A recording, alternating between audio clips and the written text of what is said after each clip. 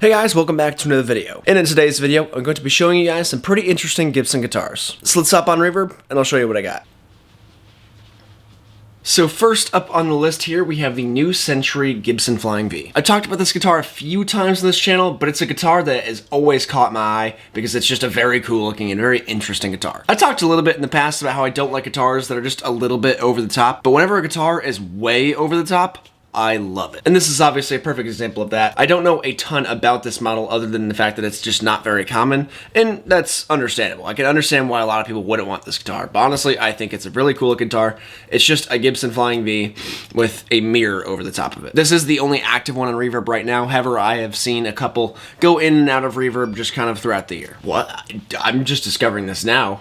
I did not know they made a New Century SG. I had no idea. I don't know if I quite like it as much as the Flying V, but it's still pretty dang cool. And upon some further research, I've actually found they have a Gibson Explorer Flying V, which I didn't know until today either. Although I could not find a single one on Reverb, I have been able to find, obviously, as you can see here, a bunch on Google, but none on Reverb. So if you guys have one or know someone that does or can find one on Reverb, send me a link, because this seems like a pretty dang cool guitar out of my collection. This one right here, though simple, is actually a pretty cool project. I think a Gibson Les Paul Jr. with the Floyd Rose is just a very fun looking guitar, and I would play the heck out of this thing. Though they're pretty annoying to deal with a lot of the times, I love Floyd Roses, they're a lot of fun, and Les Pauls are also super cool, so I think this combination here makes for a very unique and very cool looking guitar that, like I just said, I would play the heck out of. Would I go out of my way to pay around $1,500 for this guitar? Probably not, but it is a very cool looking guitar. And if it was maybe closer like $500 to $800, then I'd definitely buy it, but not at the current price it's at. This next guitar here is another guitar that I've talked about a little bit on the channel. This is the Gibson Longhorn. The Gibson Longhorn was a part of a series called the Guitar of the Month series. And for July, which is also my birth month, this is the guitar that they made. This does look a little bit like the Gibson Les Paul standard double cut, however it does have its own few design features. The shape is obviously a little bit different than the Les Paul standard double cut, as well as it has these mini block inlays as well as an ebony fretboard. It has the flower vase on the headstock, which I just think is super cool, and you don't see that on a lot of guitars. One thing I don't like about it though is that it does not have fret binding, which that's a Gibson thing. That's a pinnacle sign of a high-end, nice Gibson, or at least most Gibsons have those anyways. But unfortunately this one does not, and that's probably my least favorite thing about this guitar. As you can see from the back plate here, as well as some of the pictures of the front, this does have active EMG pickups, which for those who don't know, are pretty uncommon to find in the Gibson. I've never owned a guitar with EMGs, so I think this might be a really cool guitar to be the first one that has EMGs. So this is a great guitar, especially with it being my birth month.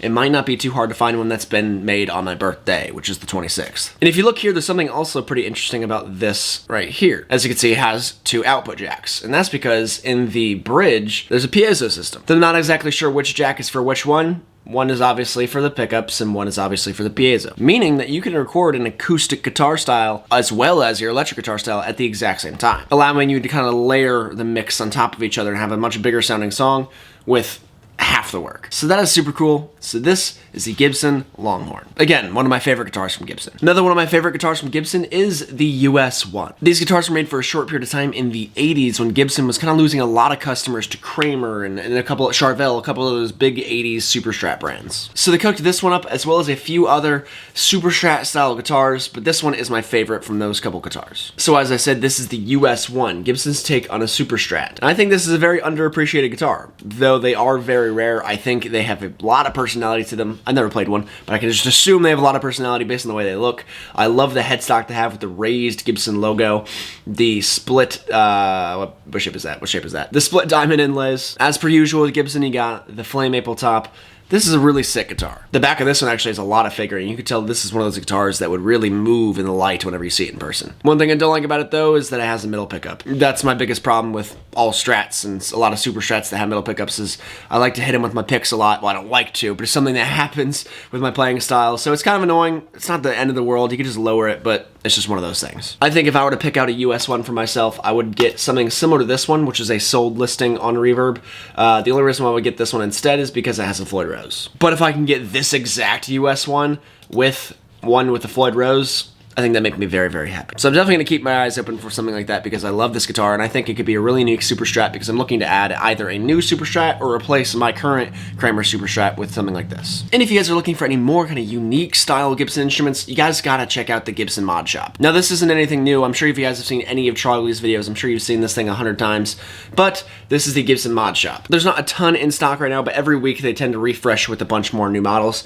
These are the current selection of models. This one right here is actually, I didn't see this one before, but this is pretty cool. The ES339 here. And from what it looks like, they just gave it a pretty cool color, gave a nice little green hue over the headstock, and obviously a big green paint job. And for $3,900 for a guitar that's doesn't seem to be ever made before, may not be too bad of a price. I'm not sure how these guitars end up reselling on the used market. I'm not sure about that, but they're cool guitars that are very unique as opposed to any other Gibson. And you get the insurance of they're actually made by Gibson. So you know it's not just a random paint job that somebody else did their own 335, which is kind of cool, and it might not matter either way because it's still just a guitar in the end of the day, but I think the shop is really cool.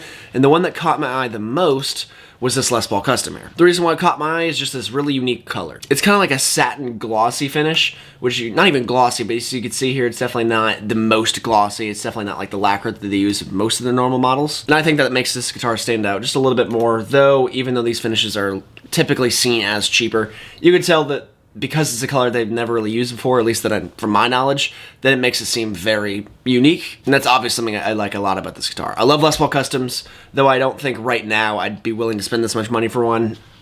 I think it's super cool. But anyways, I think that wraps it up for this guitar looking guide video thing. I just had a couple guitars and reverb that I thought I'd show you guys because I think they look pretty dang cool. But thank you guys so much for watching this video. If you liked it, feel free to click like. And if you loved it and you want to see more content from me, subscribe. Thank you guys so much for watching, and I'll see you guys in the next video.